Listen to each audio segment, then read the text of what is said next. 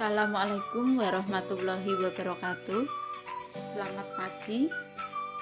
Berikut ini kami akan menyampaikan materi mengenai berkas-berkas administrasi transaksi. Tentu kalian sudah tidak asing lagi mengenai berkas-berkas administrasi transaksi.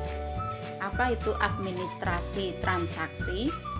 Pengertian administrasi berasal dari kata administrate, merupakan keseluruhan dari rangkaian-rangkaian kegiatan yang memiliki aturan dan terdiri dari beberapa orang yang terlibat di dalamnya. Administrasi merupakan pengabdian atau pelayanan, sehingga kata administrasi transaksi ialah suatu kegiatan penyusunan dan pencatatan sebuah data dan informasi dengan sistematis yang bertujuan untuk menyediakan berbagai keterangan, juga memudahkan untuk memperoleh kembali baik sebagian atau secara keseluruhan. Sehingga secara luas, administrasi adalah suatu kegiatan yang berkaitan dengan kerjasama yang dilakukan oleh suatu kelompok berdasarkan pembagian tugas atau kerja dengan mendayagunakan seluruh sumber daya yang dimiliki untuk menggapai tujuan tertentu.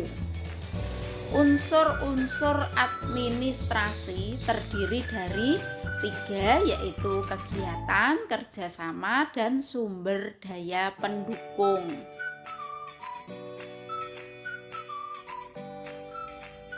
Pencatatan suatu kegiatan usaha sangat diperlukan bagi kelancaran pengelolaan perusahaan, merupakan tugas dan tujuan utama dari administrasi.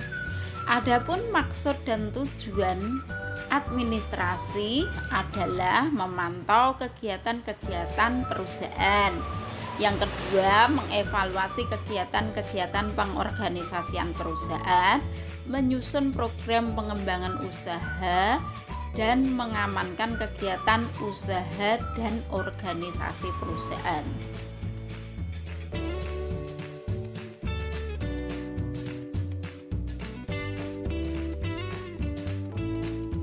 Berkas-berkas administrasi pembelian. Bagi perusahaan, transaksi pembelian dilakukan bertujuan untuk memenuhi kebutuhan bahan baku dalam beroperasi, menghasilkan produknya untuk memenuhi stok barang yang ada di gudang. Pembelian barang dapat dilakukan dengan 2 cara pembayaran, yaitu pembelian tunai dan pembelian kredit. Untuk pembelian tunai, bukti transaksi yang diperlukan yaitu nota kontan dan kwitansi.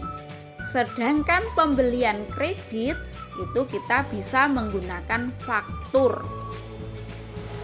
Berkas-berkas administrasi transaksi pembelian diperlukan sebagai bukti permintaan, surat pesanan, bukti penerimaan barang, dan kartu persediaan. Bukti permintaan dari gudang. Yang pertama, bentuk formulir untuk permintaan dari gudang akan menyangkut beberapa poin, yaitu jenis barang, banyaknya barang, otorisasi, pengesahan dari kepala bagian gudang, dan tanggal permintaan. Tersebut adalah bentuk nota permintaan barang.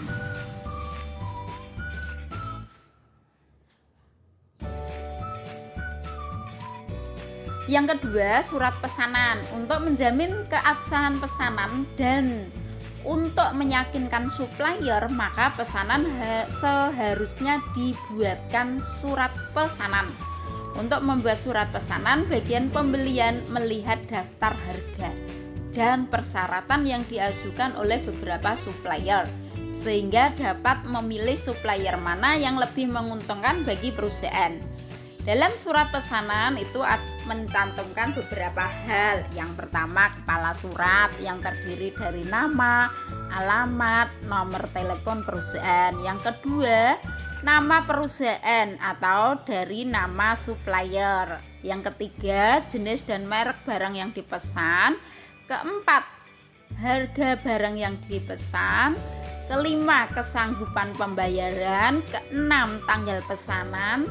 Serta ketujuh yaitu otorisasi dari kepala bagian pembelian dan direktur perusahaan. Nah, inilah contoh dari surat pesanan. Demikian pada materi pada pagi hari ini saya akhiri. Wassalamualaikum warahmatullahi wabarakatuh.